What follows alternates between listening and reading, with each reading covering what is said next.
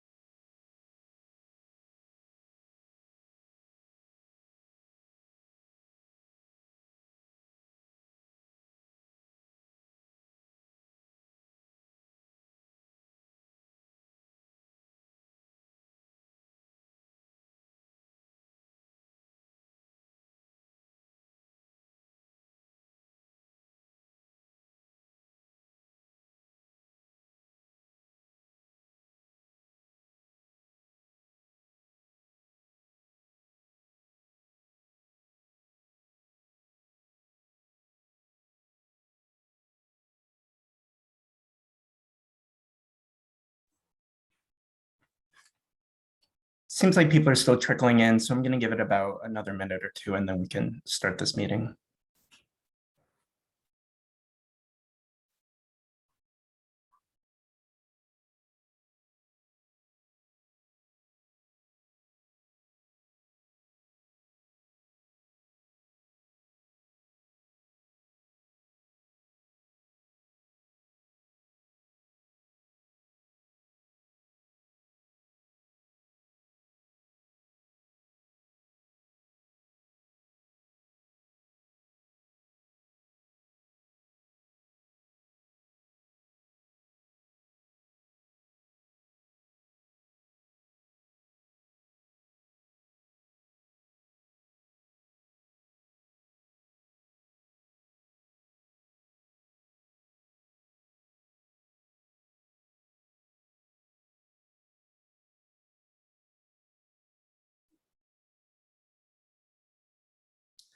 All right, I think we can start this meeting. Councillor Scott, are you ready to start?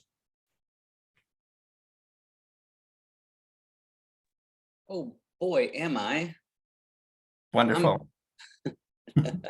I am incredibly excited to start this meeting. First of all, let me just say hello to my neighbors who have made time to come out on this summer Wednesday evening. It is gorgeous out there, but I'm glad you've made some time to spend with city staff tonight to talk about the park that is coming for 217 Somerville Ave. Those of you who've been around long enough remember it was the old American Legion post. And you know, I got to tell you, it was almost exactly 5 years ago that I first filed an order of taking to have the city take on this spot and turn it into a park. And it was, I got to give credit to Miss Rose Caterina, who lives right there across the street from it, who just bent my ear one day and said, you know, why can't we just have a nice green space to sit over on this side of the square? So, you know, from that beginning, we had, well over a year of advocacy and organizing in the neighborhood that eventually got the mayor to sign an order to take this park. I want to say it was in November of 2018. So, you know, it's been a long time. A lot of things happened in early 2020, as we recall, that might have slowed down this process. But finally, we are beginning the process of imagining what kind of a park that will be, and hopefully turning it into the park that everybody in the neighborhood deserves. So I'm very glad to have folks from Public Space and Urban Forestry here tonight running this meeting. And I really hope that we hear from all of you tonight about what you want to see, what kind of a park you want, because in my opinion, that's the most important thing. It is wild to see some familiar faces here on the attendee list tonight, and also some folks that I would have expected to see here aren't. But please spread the word. it's been a long time, and I know just from talking to neighbors down there on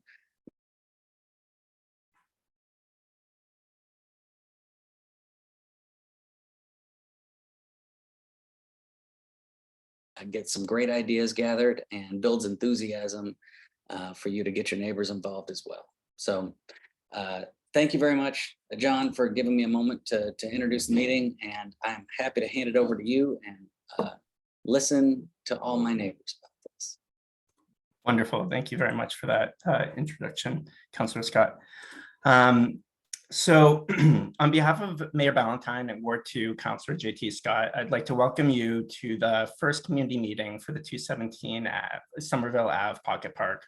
The purpose of this meeting is to give you all a little background about the site and the timeline of this project, and then allow the city to hear from the community about what you want to see in this future space. So my name is John Bronincant, and I am the newest public space planner for the Public Space and Urban Forestry Department of the city. So the first item is the agenda. So what we're planning to talk about in this meeting is to go over the background quickly, to discuss some opportunities and constraints. And at this time, I would invite some conversations to kind of hear what you all think the opportunities and constraints are with the site. Then I'll show a few inspirational precedent images of what this place could be or what kind of features we could include. And then I'll open it up to question and answers and community input. I will end the meeting just kind of reviewing our schedule and talking about the next steps for this project. So like Councillor Scott said, this site was the former American Legion post, and before that it was a Greek Orthodox church. In 2018, the city purchased the property and demolished the building to create a space for open space. The reason the city acquired this spot was because this eastern portion of Union Square is rapidly changing and was lacking open space. So it was kind of that perfect keystone piece to kind of fill in the gaps of open space. And then in, I believe, 2019, we were awarded a grant from the Community Preservation Act, and they awarded us $100,000 for the design of this park.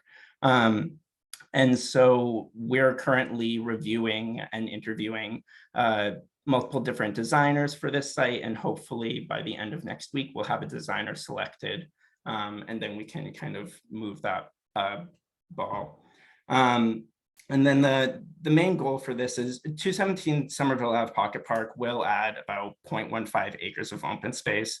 Now, I understand that doesn't seem like a lot, but with how dense Somerville is and the 4 square miles that it encompasses, this actually is a very meaningful amount of open space. And we're trying to achieve the 105 additional acres of open space in the goals outlined in Summer Vision 2040. So acquiring this piece of land was very important to us reaching that goal of 105 new acres of open space. So a little background about the location of the site. So Somerville, 217 Somerville Ave is obviously on Somerville Avenue, on the corner of Rossmore and Somerville Ave. There's the 87 bus network that goes right down Somerville Ave, along with the 86 bus line that goes down Washington Street.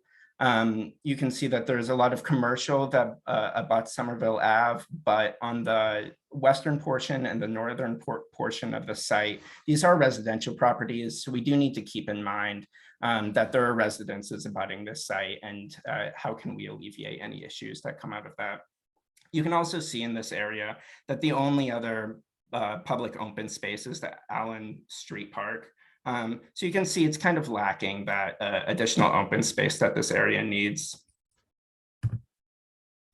Here's just another image to show you context of the site. You can really see how impervious this whole area is. There's not a lot of green, there's not much open space. It's a lot of parking lots, it's a lot of buildings and a lot of roads.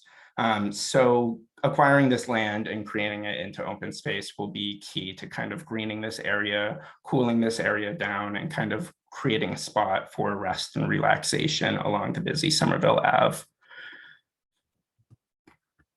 So next, I just want to go into some existing conditions for the site.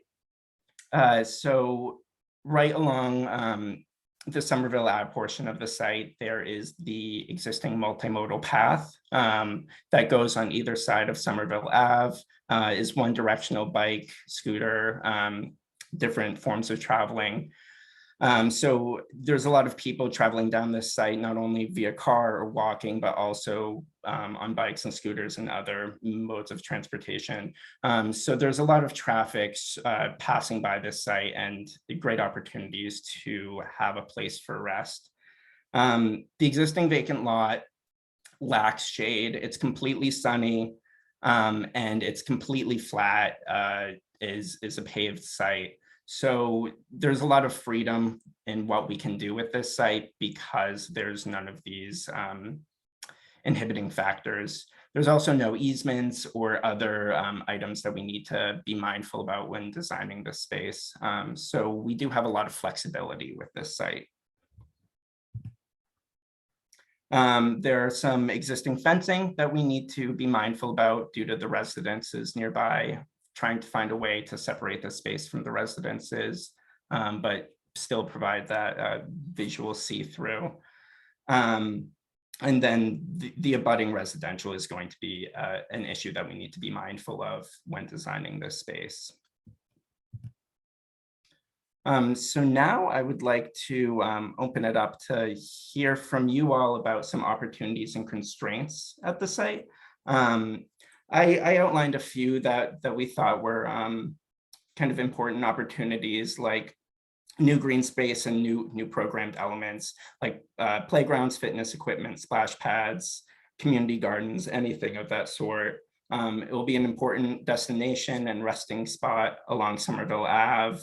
And it's a flat site with minimal obstructions. Some of the constraints we see is the lot size. It's a pretty small lot. So obviously we can't have a big sports field or something like that. So that does kind of confine how we can design this space. And then the residential properties that abut the site.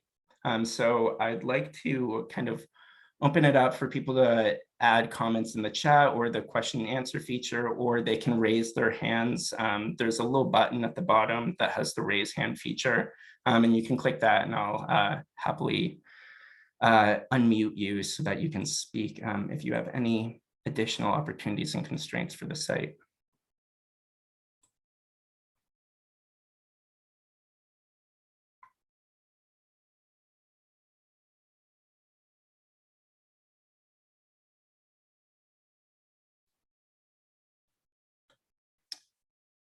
Hey, John, I see a couple questions here in the Q&A.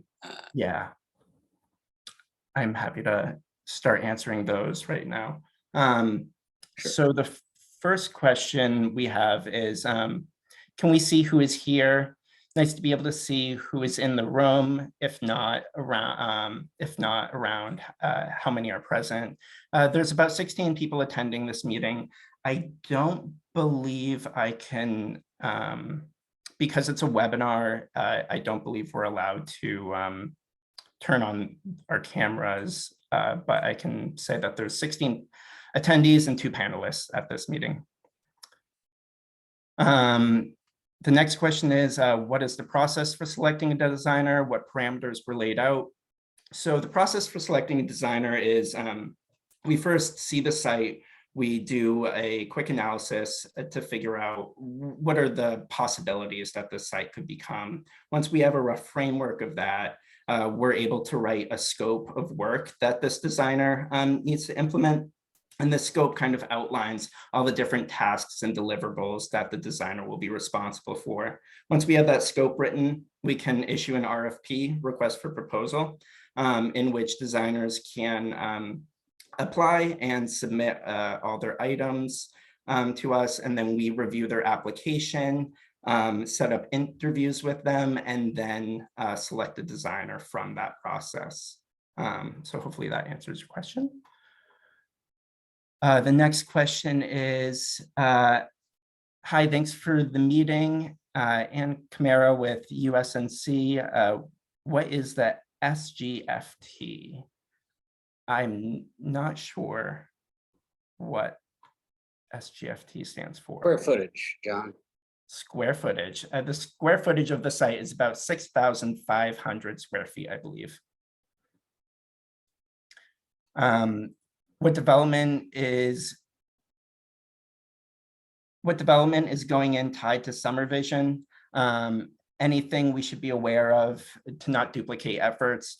A lot of the development that's the POPs, so publicly owned private space, those sites are mostly plazas and passive recreation spaces. So those are kind of most of the open spaces that we're going to see like come through all these development projects. So things like playgrounds, community gardens, things of those sorts would kind of differ from what the developers have been kind of proposing around the area.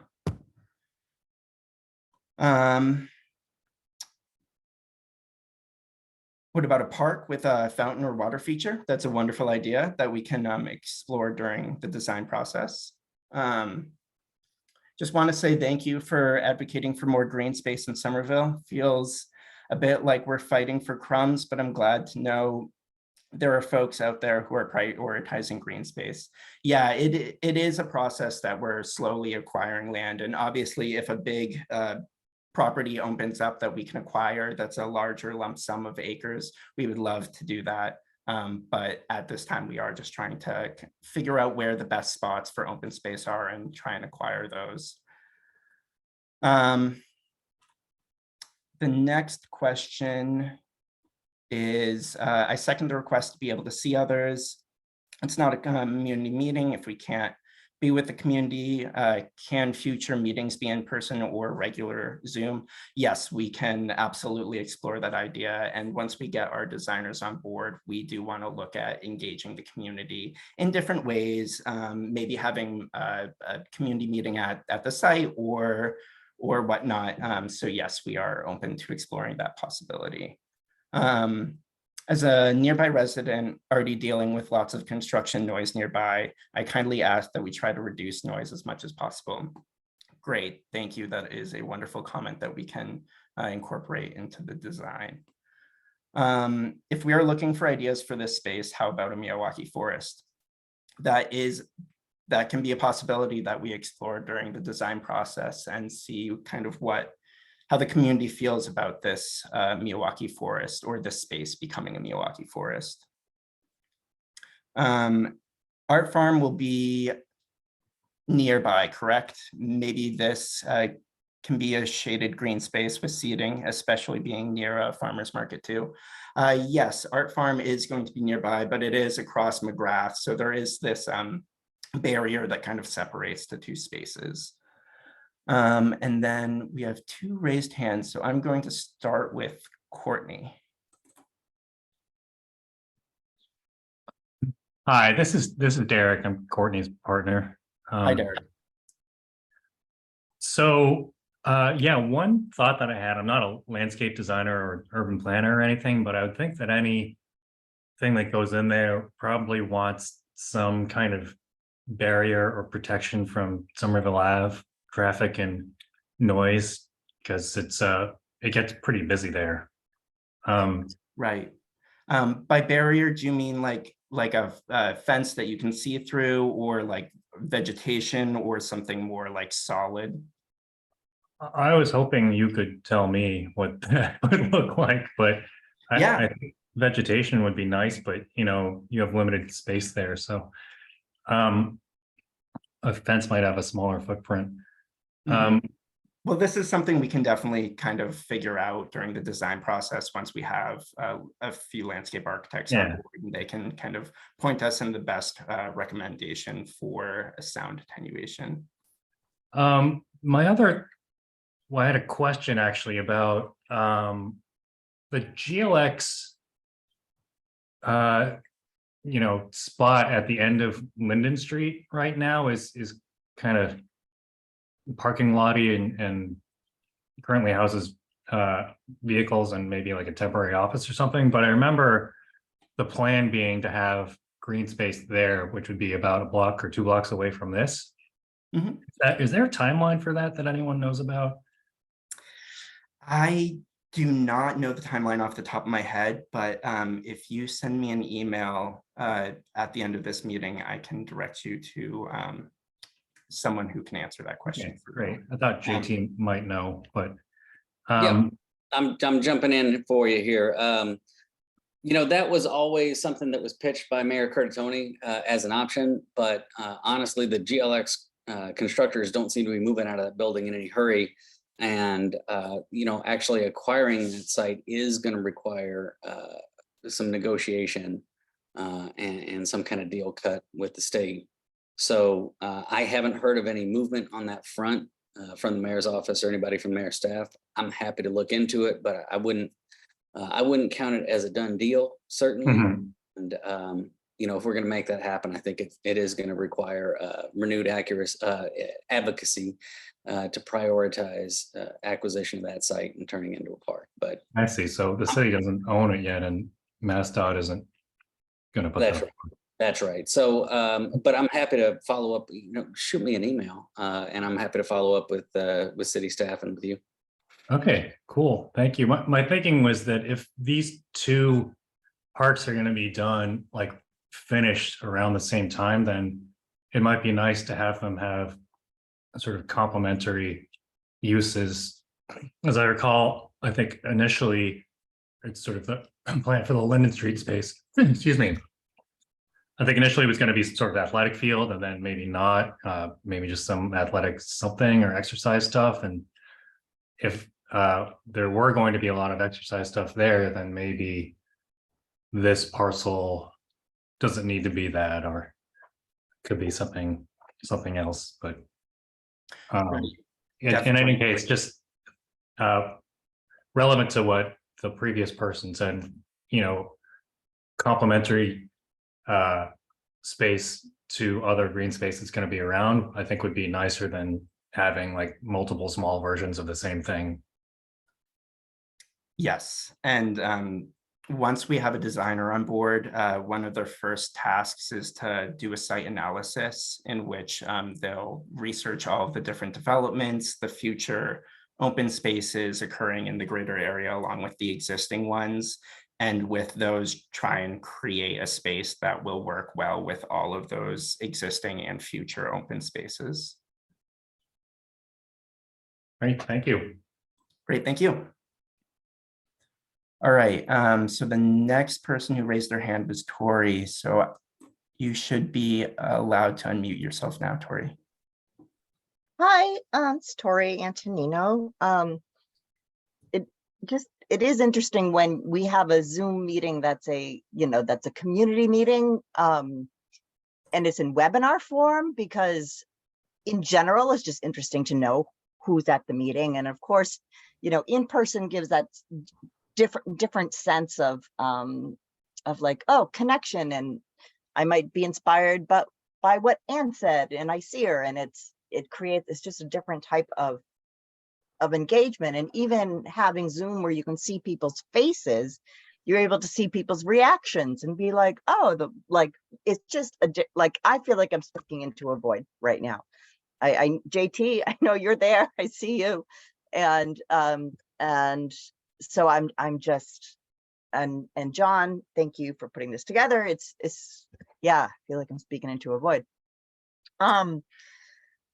Yeah, so my thoughts are along the lines of, well, first my thought is, how do we make these meetings a little more engaging?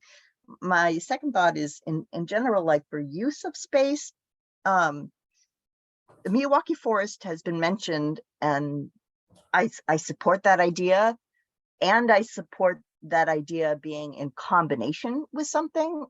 Just Milwaukee Forest wouldn't need to take up the entire lot, for example.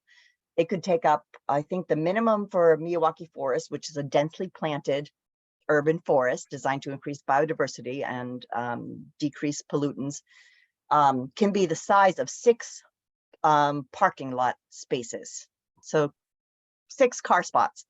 So it doesn't need to be huge. And I'm always curious about the concept of like a Miyawaki forest paired with like a community garden, but like not community gardens where there's a gate and a lock, like actually like community gardens that would be for food security. And I don't want to volunteer groundwork on that, but I don't know, just if there were a community garden here, I guess I'd want to say that there be an element of food security. So I don't know, I'm all up for a Miyawaki Forest passive green space place for people to come together with an element of food security.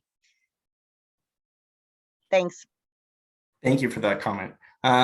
So to first talk about your engagement with the meetings, I'm happy to explore different options in how we have these community meetings. This has been a conversation that we've had honestly through all the municipal departments, is how do we engage the public more? How can we get a more diverse response and different age groups, different communities to all like commit and come to these meetings. So we are very open to different options, and we'll also be exploring different ways to engage the public with our designers once they're selected, and hear their strategies for engaging with the public in the most meaningful way.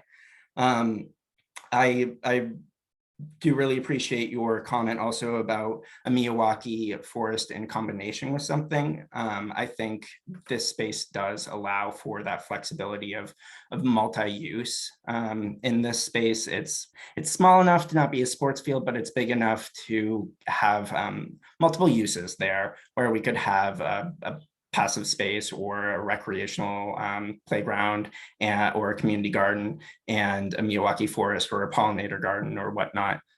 So yes, I do think multiple uses in this space are a great idea. Thank you, Tori. All right, so the next hand that's raised is Anne, and you should be allowed to talk now. Thank you, John. Yeah, Ann Kamara here from the Union Square Neighborhood Council. You know, I ran daycare for 30 years, so I care very much about the kids, but I also care about our animals. Our, I don't know, you can't see me, huh? Anyway, I care about, what about a dog park? A part of it being a dog park, it would be great. We don't have one that's right in the middle of Union Square. Anyway, that I would really like it to have some part that has to do for our animals. Thank you.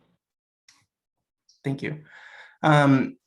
So a dog park in this area is not necessarily an appropriate spot due to the amount of residential properties that are next to the site. We try and place our dog parks more in commercial areas or areas that aren't directly abutting residential, because we're concerned about those neighbors, and a lot of times they put up a concern about the noise and the smell associated with dog parks. The good thing is that there are 2 dog parks in the greater surrounding area. There's Zero New Washington and Nunziato. So at this time, we aren't sure if we will progress with a dog park in this space.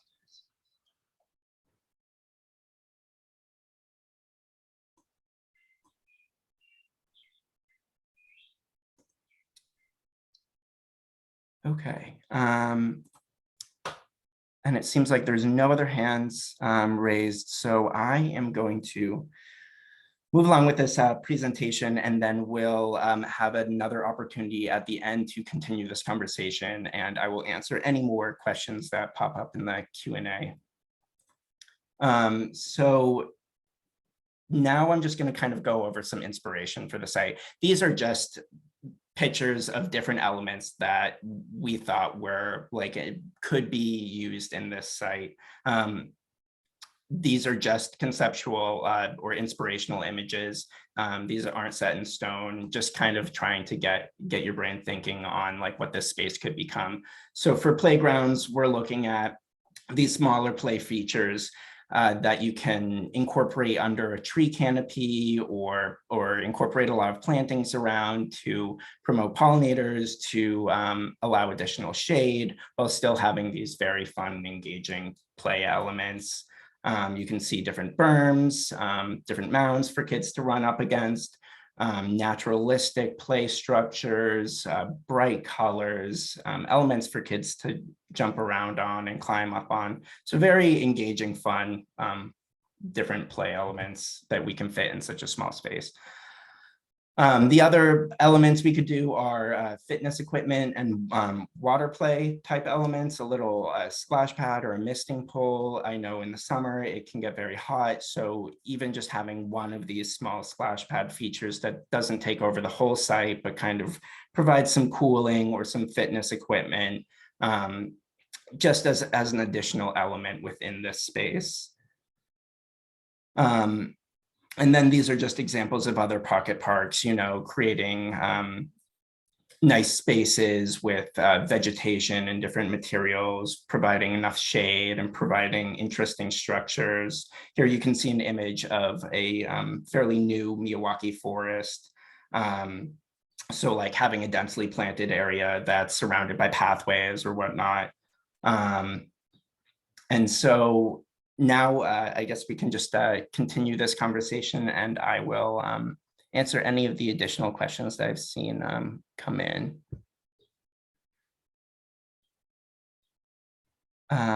Let's just start with the raised hands.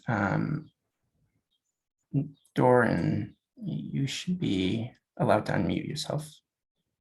Awesome. Can you hear me okay? Yes.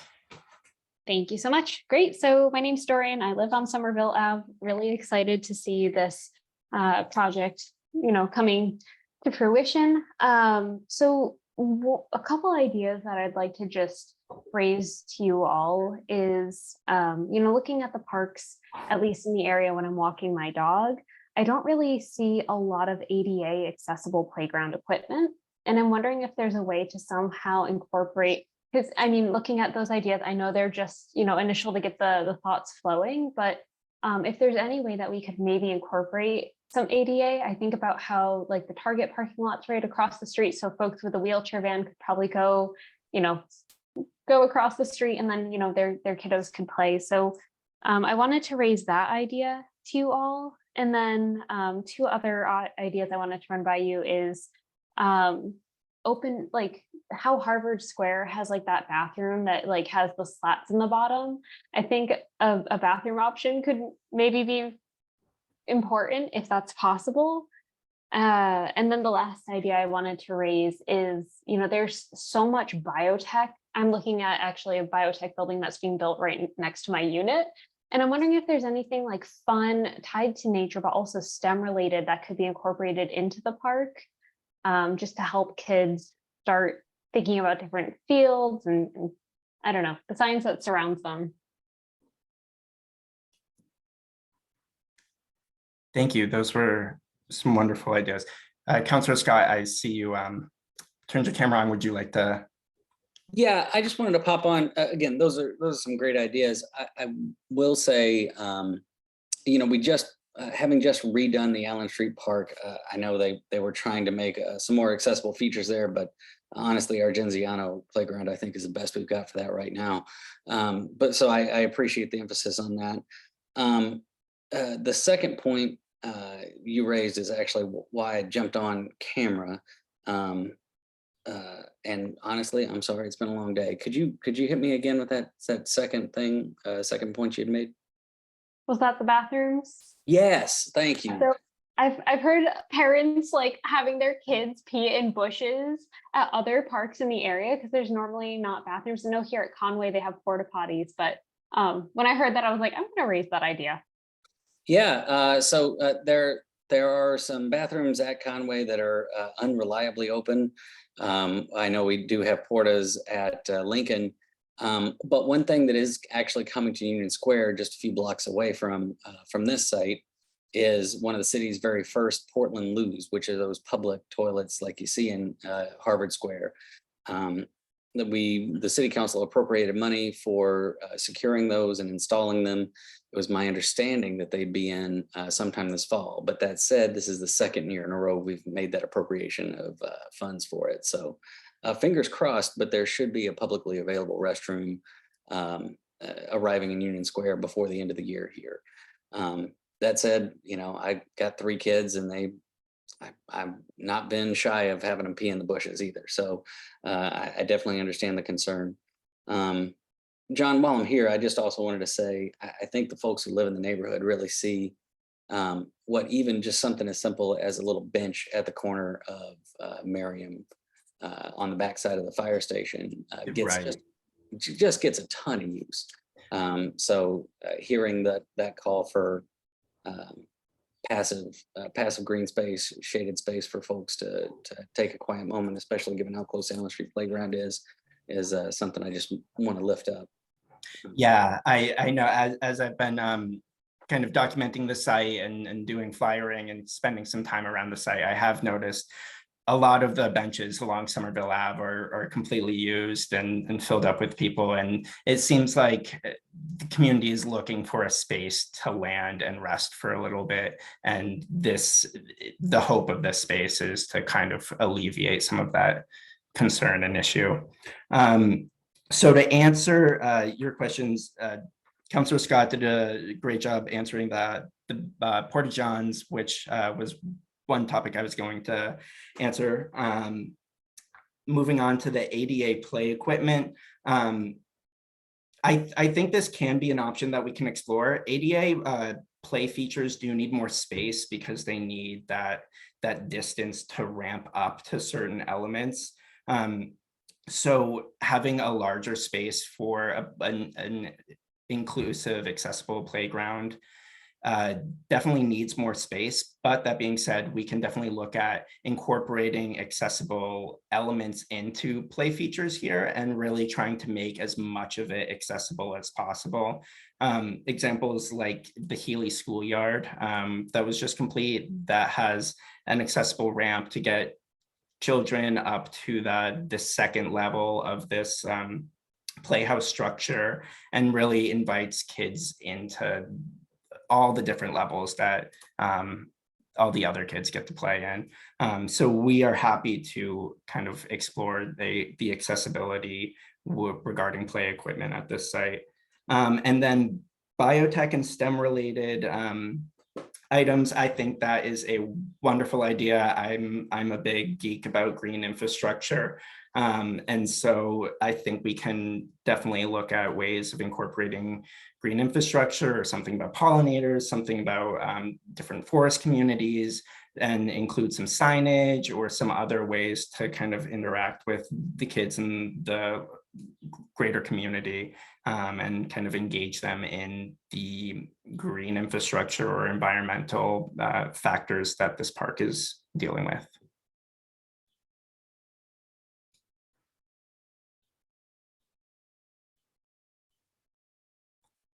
All right, and then Tori, you have raised your hand. You should be able to talk now. If there are other people who have their hands raised, I'd prefer to let them go first. You were the only hand up. Oh my, okay. One thing that I am concerned with continuously as we build open spaces in the city is our addiction to crumb rubber and plastic.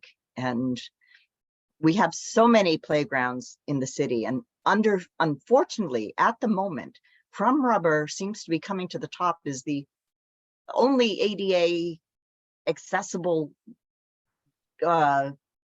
surface that we can have in the city, and that's concerning, because I understand Dorian's point about ADA accessible playground equipment, and So just want to put up, I hate that that's a binary, you know what I'm saying? Because I don't want that to be the case.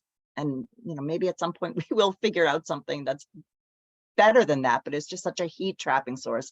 Since we have a playground nearby, and since we focus so much on kids and don't really focus what I feel on sort of like a more passive spaces, just want to say I just feel strongly that this space should be a passive space. I did like the image of the water fountain that actually had some boulders and some granite, like splash pads that have that, again, that crumb rubber, like kind of focused on kids. Like if we can have a more there, yes, still a lovely child in that area. Again, just wanting, like, let's have boulders, let's have naturalistic elements, like, again, a Miyawaki forest. What a perfect space to incorporate STEM education. What an important place to do insect surveys and biodiversity surveys and plant identification and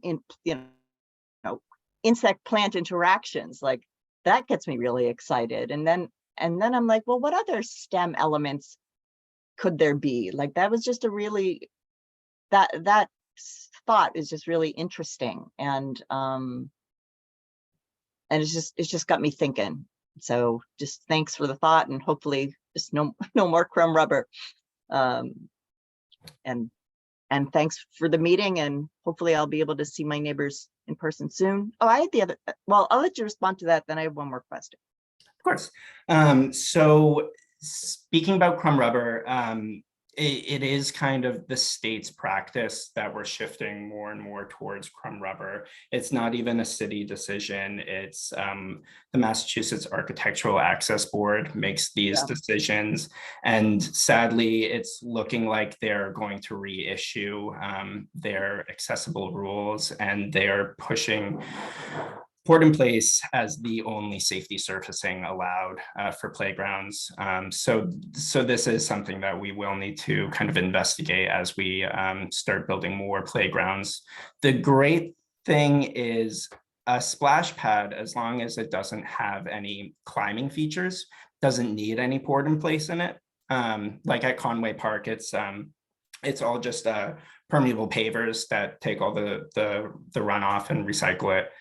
So we can look at options like that to move away from poured in place.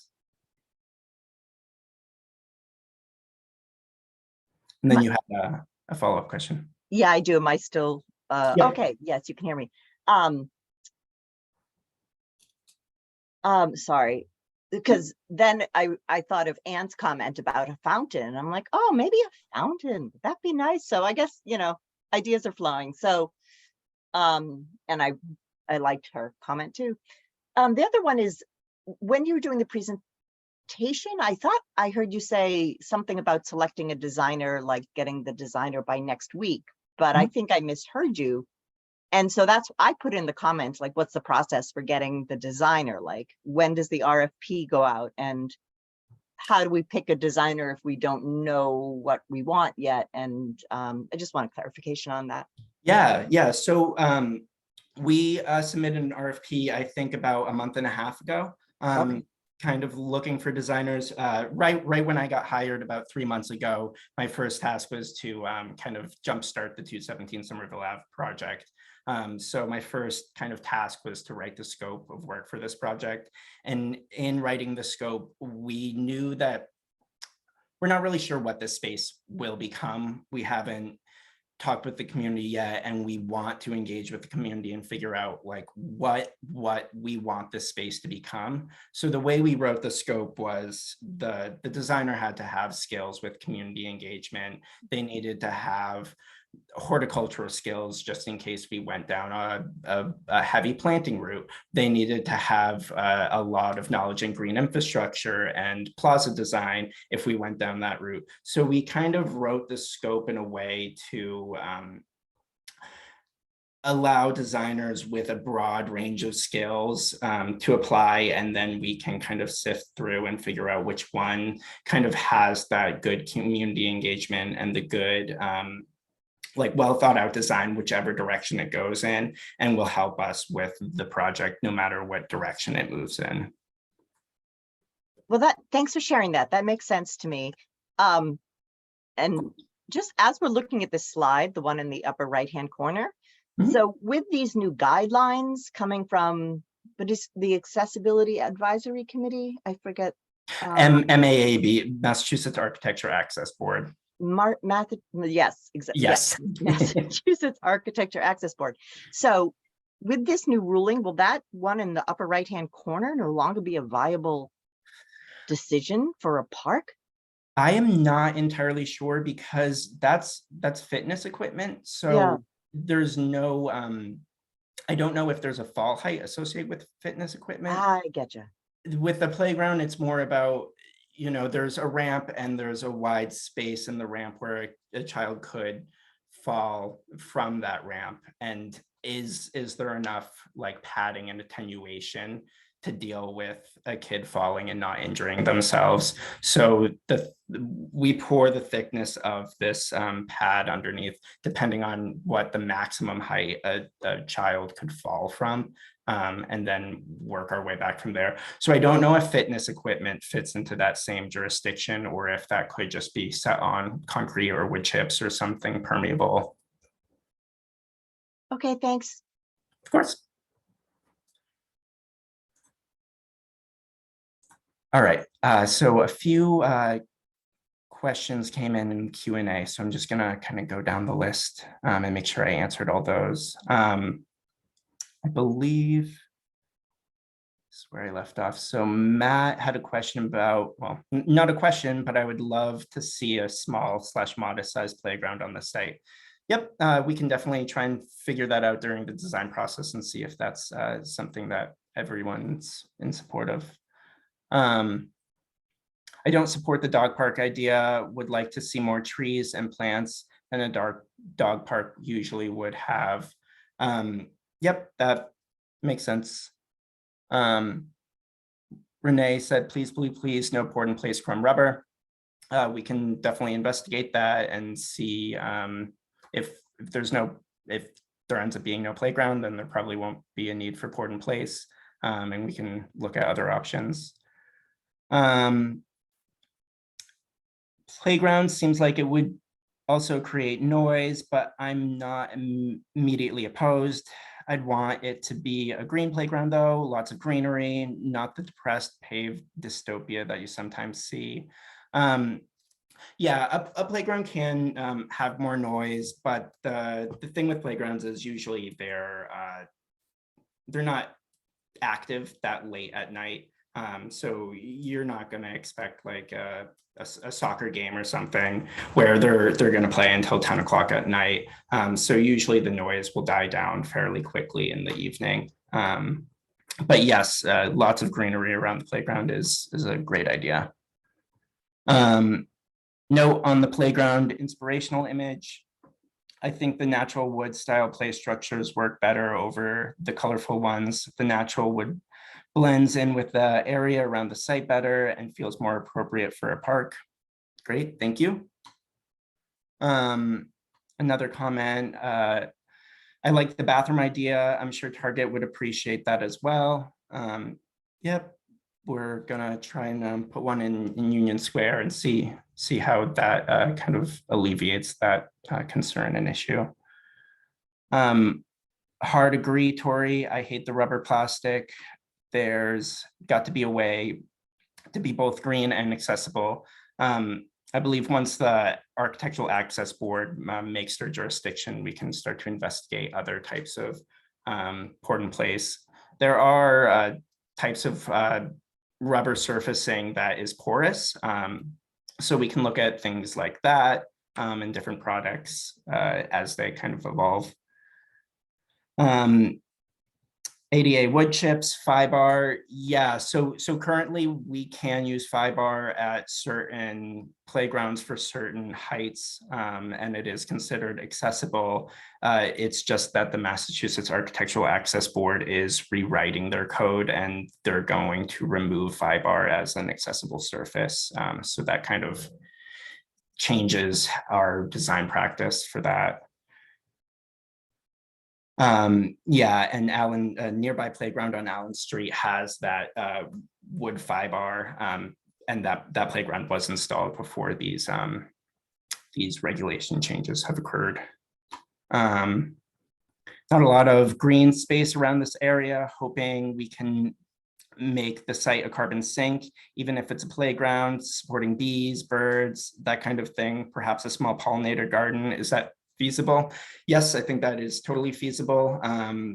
There we can shape our spaces for our playground or whatever elements we want in this space, and then those spaces that aren't actually used for active or passive recreation can become these pollinator gardens, can kind of support the bees, the birds, and be a carbon sink.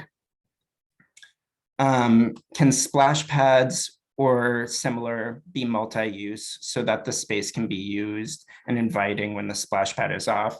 Yes, definitely, we can look at that. I think this Boulder inspirational image is a great example of that, where in the off seasons, this could be seating, this could be a play element for kids to hop around on, but during the summer months, it can be a water feature that people push a button to turn on.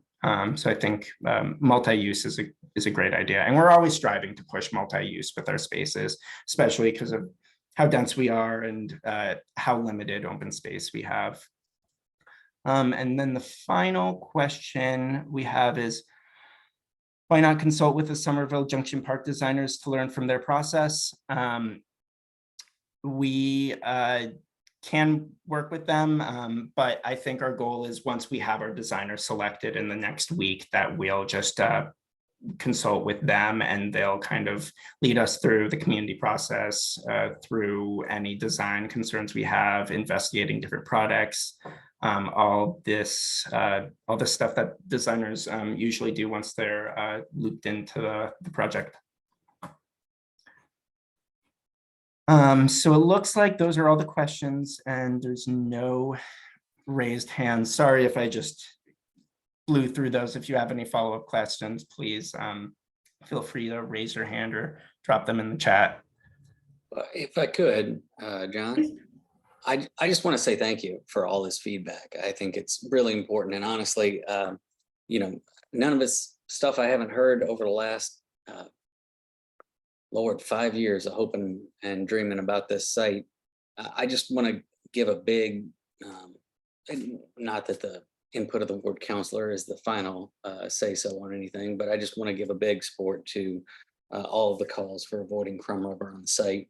And also for Alexander Taylor's comment there about having it be a carbon sink. I mean, this is, all of these goals are interconnected, and it is entirely possible to put a very powerful carbon sink on that site that doesn't even occupy the entirety of it.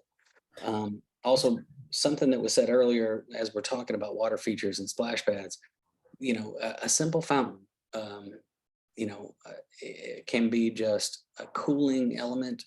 Mm-hmm. And, there's no stopping a 3-year-old from jumping into one. So it can be kind of a multi-purpose thing there. So I really hope we stay open to that idea as we process. This meeting is a little different than I thought it was going to be, but I'm very glad that we're getting this early input so that when we do get a designer on board, they'll already have a sense of who's engaged, and it's already really useful brainstorming exercise that's happening. So. Yeah, and that was kind of the whole purpose of this meeting was while we're waiting for the designer to be selected and hired, we wanted to start this process and really just start to hear from the community about what elements you want in this space and what are your concerns, what are some of the constraints you see or some of the opportunities, and really just showing that that this project is about to kick off, and we're really going to invest a lot of time and energy into creating a wonderful space that everyone really appreciates. So just to talk about the schedule pretty quickly. Summer and fall of 2023, we actually already have submitted the park grant for a funding source for construction. So the park grant, and I always forget the C, it's parkland acquisition for recreation of communities, I believe. But this grant is going to, if awarded, is going to give us $500,000 for the construction of this project. We've received park grants for Junction Park and a bunch of other parks around the city. So we're hopeful that we'll receive this funding that can help us kind of fund this design and make something awesome and beautiful. So we've submitted a park grant. We're about to hire a design team, and then the end of this summer and fall, we're going to begin the public input and design process. This design process will be creating conceptual designs to show to the public, creating a preferred design, showing that again, and then refining this design through different iterations of construction drawing sets. So then in winter of 2023 and on to 2024, the designers are going to produce a construction drawing set and the specification set. And then in the early winter, midwinter, we're going to put this project out to bid and hire a contractor who's going to construct this. With the expectation that we are breaking ground early spring of 2024, and then hoping for the project to be complete and do a ribbon cutting in spring of 2025.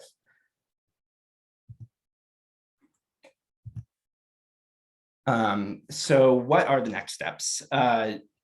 All these comments will be collated and passed on to the design team once they're selected. This meeting was recorded, so they'll get all the recordings, all of our notes, all of your great comments, and we'll give them off to the designer to start preparing for the next community meeting. PSEF will update the project page and post a link of the recording for everyone to view. And then we will have our next public meeting in late summer, early fall, depends how you define it. And after that, we'll kind of have our subsequent community meetings following that. And then be sure to check the project page, the Summer Voice page, for future meeting updates and just general document updates and whatnot. That is kind of where I'm putting anything that pertains to this project up there for your reference. And so that webpage is voice.somervillema.gov/217-Somerville-Ave. And if you have any follow-up questions or any comments, please feel free to contact me at jbrowningcamp@somervillema.gov. It's up on this page, but you can also find my contact information on the 217 Summer Voice page. Now I do just want to, I see a few more questions have come in, so I'm just gonna shift over to those and answer those quickly. What does maintenance on the space look like once it's complete? Other spaces along the road of Somerville Ave, around the trees along the road and bike path have overgrown significantly with weeds and other shrubage, and don't want to see that happen in a park here. So usually the way maintenance works for a park is we construct the park and then the contractor is responsible for the maintenance for 1 year. So we do this to make sure that all the vegetation that the contractor planted actually survives the year and has established itself. Anything that dies, we request the contractor to replace and just kind of keep up the maintenance of the site for that first year. After that first year, we have the designer produce us a maintenance manual that gets delivered to the Department of Public Works, and then DPW will take over the maintenance of that project. If it's a horticulturally sophisticated project, we can always look at different on-call services to help deal with the maintenance of that park. But to speak to Somerville Ave, that is, I'm trying to remember the name of the contractor, but they are currently being prepared to deal with all of those green infrastructure beds that are a little overgrown, to say the least. So that is something that we're aware of, and it's being taken care of by the contractor due to their maintenance contract that they're responsible for. And just to put a little bit more context on that, that is, look, everybody's noticed how they, not only did the original plantings not survive, but they've kind of turned into just trash collection pits. So I have had conversations with DPW about those, but I appreciate John bringing up that this is ultimately, there's going to be some replanting and rework of all those beds, just because the original, in many cases.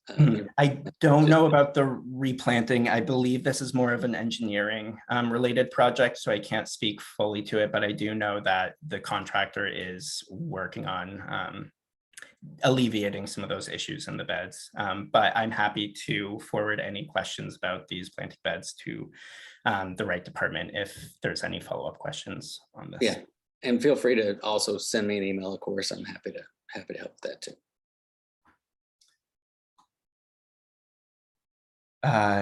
Okay, going down the list. Green, green, green, please make it green. Happily.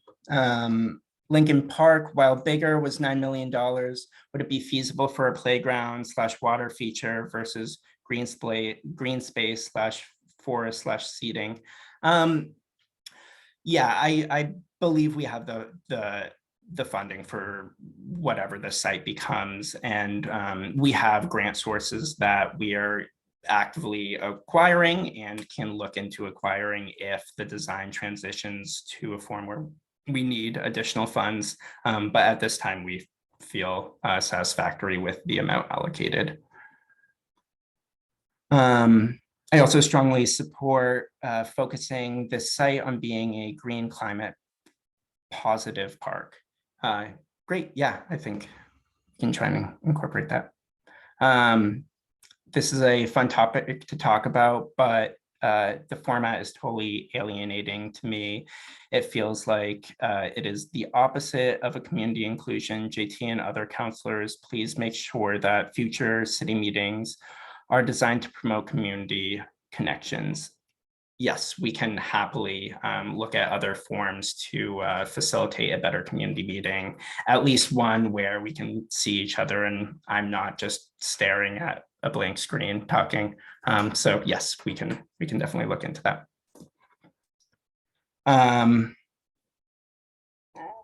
City tree contractors take care of sidewalk trees for 2 years. Any reason we just do 1 year on park plants? I'm not sure why it's just 1 year. I've always known it to be 1 year in my years of professional work. 2 years would be even better because we can really ensure that those trees and plantings are safe and healthy. But I think the standard for parks and open spaces about 1 year of maintenance. And then we have 2 hands raised. So I'm going to start with Michelle.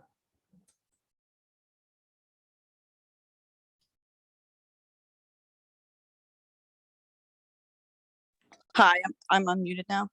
Yes. Okay, great. So I was just thinking, because people are like green park versus regular park for kids, but I'm thinking that when my kids were little, there were very specific places where they went and played. And then we took them to other places that were meant to be like a time to chill out, right? So we would take them to different gardens or even like parks within museums. And they knew in those spaces that they were like, let's relax, let's breathe. So this could be like a chill park where they could also make it very accessible to kids with mobility issues, where you go and you're one with nature and it's very like purposely doing that, because I think that it is kind of a smaller space for a lot of equipment, and we need as much green as we can get, but it doesn't mean that it has to be a place that kids can't super enjoy and see beautiful nature and become one with nature, So maybe if it's intentionally, call it like the chill park, that might be a good idea. That's all. Thank you. Wonderful idea. Thank you very much.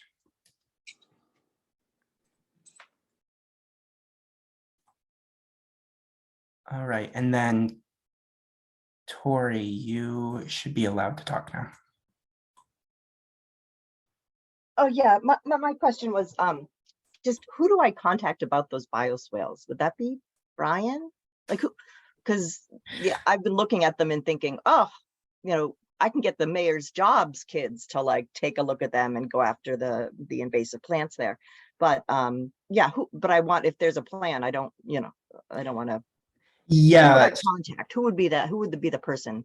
I'm not entirely sure if it would be mobility or engineering, but if you send me an email, I can be sure to direct it to the right person once I speak with Louisa and see who the right person is. I do know usually when something's constructed and the contractor has like maintenance on it, that they're usually responsible for it, and we have to be kind of like hands off unless we want to accept liability. So we can explore this option, but I think it warrants a little bit of a conversation to figure out what we can and can't do.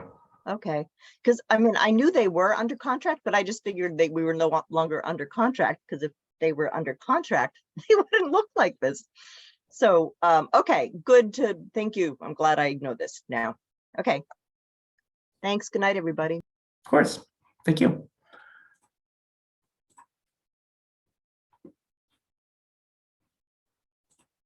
All right, and I'm just looking to see if there's any more comments.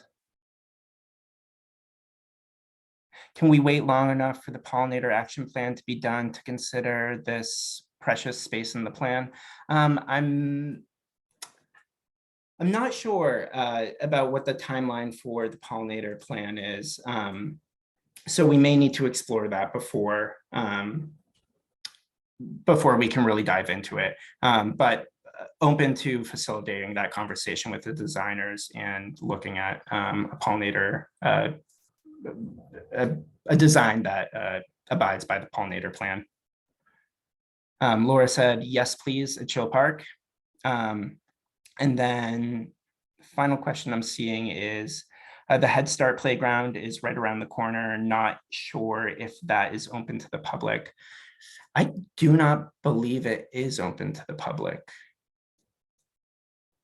That playground is on Allen Street. It actually is a public park and home to a community garden. That is. You're talking about that. Yeah, it's right across the street from the Cass Head Start building. The Allen Street playground. Okay, sorry, I was misunderstanding that question. Thank you. Yeah. So it is 100% open to the public. Mm-hmm. Yes.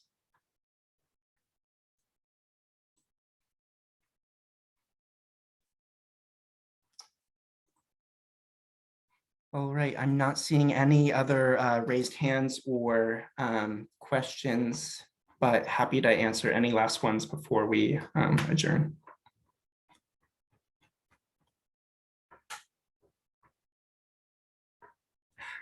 We got one more. I really love Michelle's idea of a chill park, something that children can enjoy, but also will not be as noisy as a playground.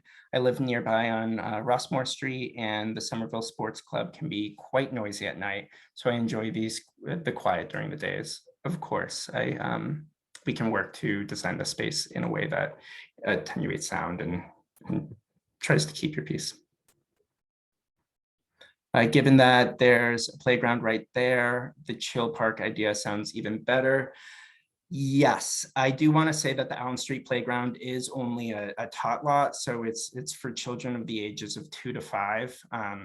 So there's no playground for children from the ranges of like 5 to 12. So maybe this space could be a 5 to 12-year-old playground. or maybe not. But the Allen Street Playground is only for 2 to 5 year olds. And then another question, some development projects have an email list so that we can get notices for public meetings. Might that be a possibility for the project? Thanks. Also love the chill park idea. On our Summer Voice page, there is a box on the right-hand side that has a little microphone and says stay informed. If you just type in your email there and click submit, you'll be put on a mailer list, and I will send out emails when new events are happening or we have new documents. So if you just get on that email list on the Summer Voice page, which is up on the screen in bold, and you sign up for the mailing list there, you'll be up to date on all of our meetings.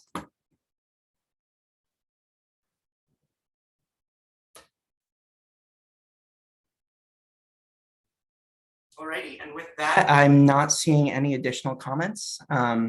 So, oh, one more. Chill park with rocks, natures, and water feature. That is doable. So with that, I think we will adjourn this meeting. I just want to thank you all for attending this meeting. I really appreciate all of your input and these great conversations. I'm very excited to advance this process and look at different ways to host our community engagement meetings and try different options to really interact with the public and meet everyone face to face and really advance these conversations. So I look forward to meeting with you all again in the fall or mid-September. More information to come out on that, and always stay up to date on our Summer Voice page, where you'll get email lists and you'll see updates there all the time. And I'm the one managing that. So if you have any questions or comments, always feel free to reach out to me at my email, which is on the screen. And my name is John Bronican again. And thank you, Councillor Scott, for attending this meeting. I really appreciate you taking the time to meet with us. Oh, I'm always here for it. Like I said, this has been 5 years in the works.